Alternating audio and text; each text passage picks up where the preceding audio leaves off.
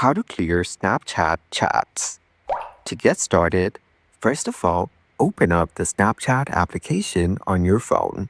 You will then be taken to the Snapchat camera screen. On this screen, go to the top left corner and tap on your profile. Here, you can edit and view your profile information. Now, go to the top right corner of the page and tap on the settings icon. In the settings page, scroll down to the privacy controls section. Then, tap on Clear Data. Now, go to Clear Conversations at the top. Here, you can see some names of your friends with whom you've had conversations on Snapchat.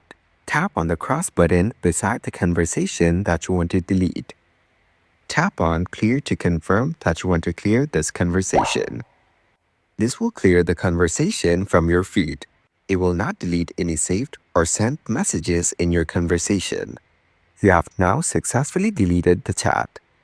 Following these steps, you can easily clear Snapchat chats.